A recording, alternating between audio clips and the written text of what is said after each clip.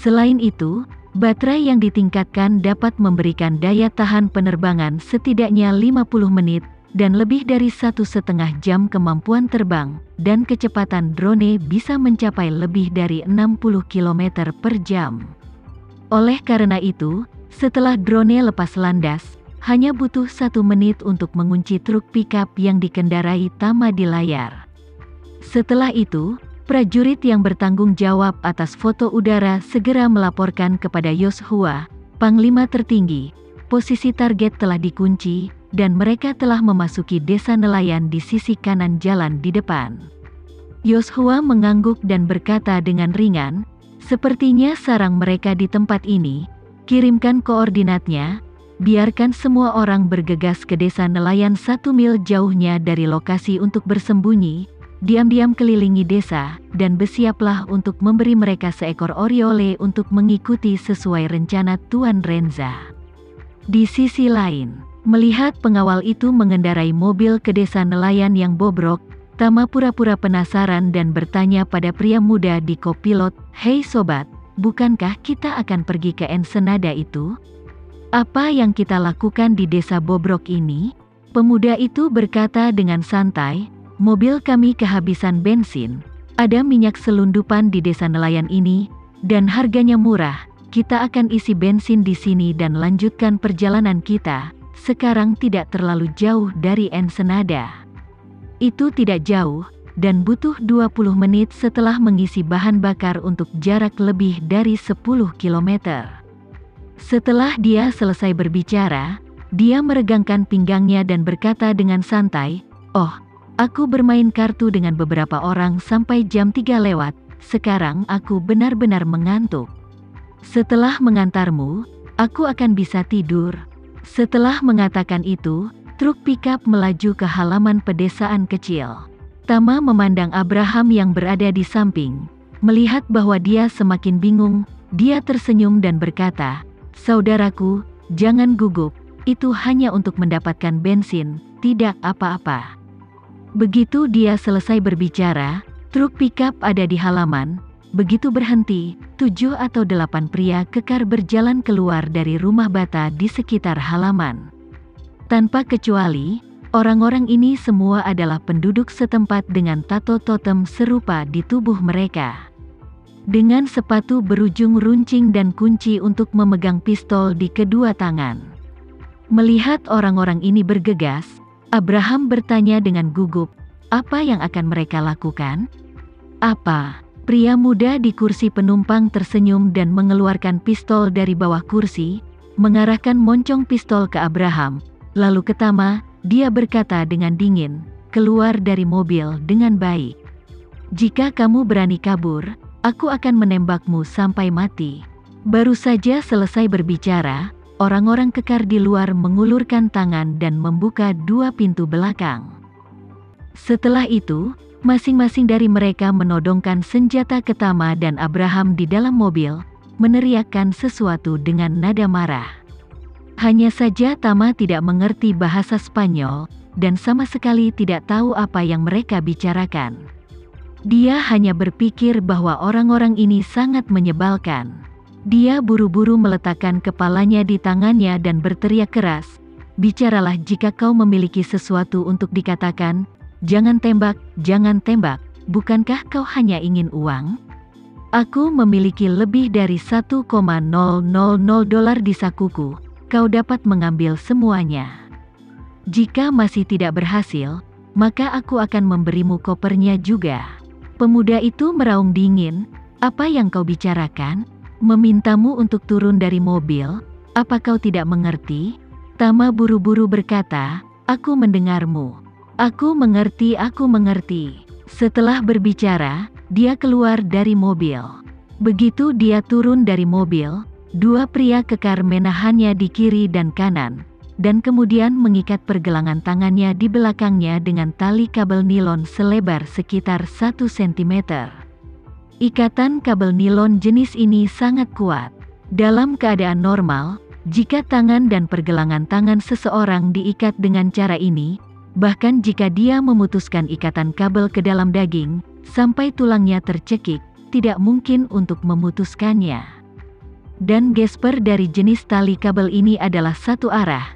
Itu hanya akan semakin ketat, tetapi tidak akan pernah ada kelonggaran. Jadi kelompok penjahat ini terutama suka menggunakan hal semacam ini untuk menahan korban. Dalam pengalaman mereka, tidak ada yang pernah bisa melepaskan diri dari jenis tali ini. Setelah tangan Tama diikat, Abraham juga diseret langsung dari mobil oleh dua pria berbadan besar. Abraham pun mencoba memberontak, tetapi pihak lain langsung menekannya ke tanah dan mengikat tangannya dengan ikatan tali itu.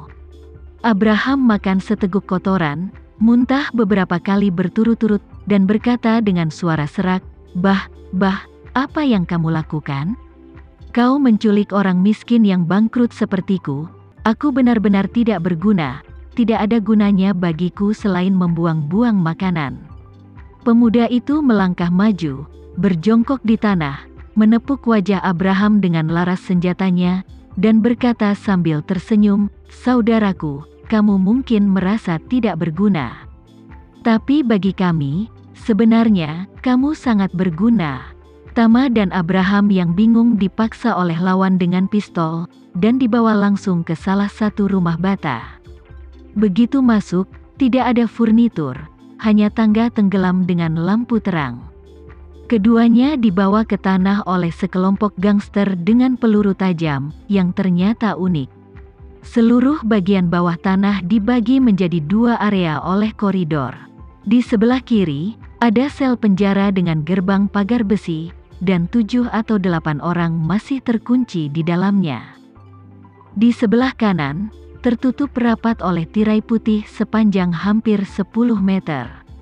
Orang tidak bisa melihat apa yang terjadi di balik tirai. Namun, seluruh bagian bawah tanah dipenuhi dengan bau desinfektan yang sangat kuat dan bahkan tersedak. Sebagai tambahan, suara ventilator dan pengoperasian monitor EKG dapat terdengar. Tama segera menyadari bahwa ini seharusnya ruang operasi yang sederhana.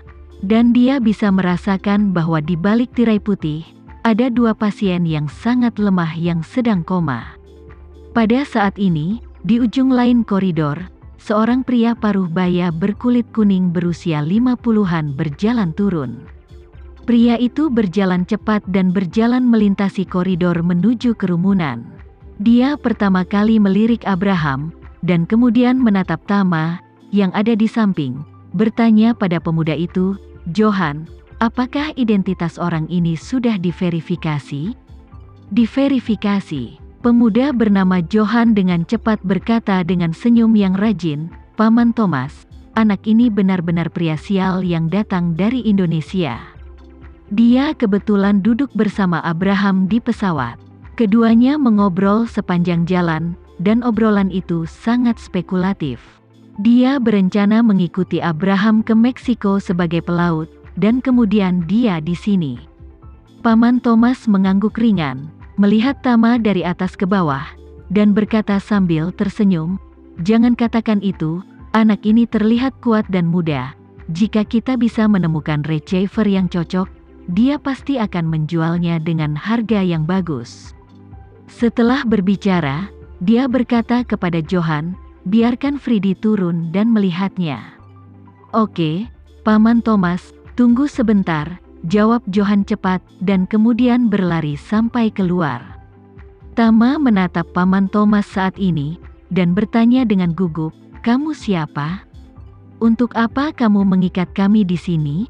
Melihat Tama, dia berkata sambil tersenyum, "Aku mendengar bujukan. Beberapa hal tidak perlu diketahui terlalu dini untuk mengetahuinya. Bagimu, itu tidak memiliki efek lain selain menambah masalahmu. Kamu hanya tinggal di sini dan kamu akan tahu apa yang harus kami lakukan padamu dalam beberapa hari."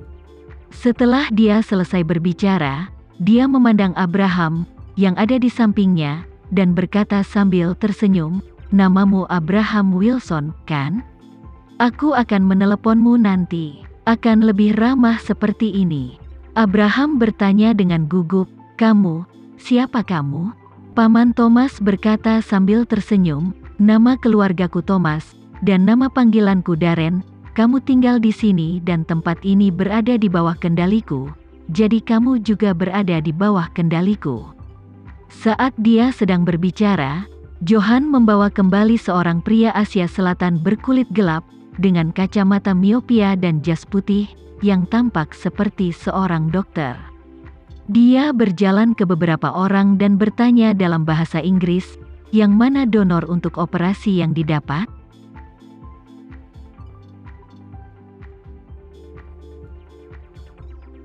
Sekian dulu ya video kali ini, kita lanjutkan lagi videonya di lain waktu. Oh iya, bagaimana menurut kalian? Semoga bisa sedikit menghibur kalian semua. Untuk teman-teman yang baru nonton, jangan lupa subscribe ya, hehehe. Dan kalau teman-teman ada yang ingin gabung langganan, bisa langsung gabung saja untuk dapat fitur yang menarik dan sedikit membantu Mimin. Terima kasih banyak sudah menonton, sampai jumpa lagi, bye.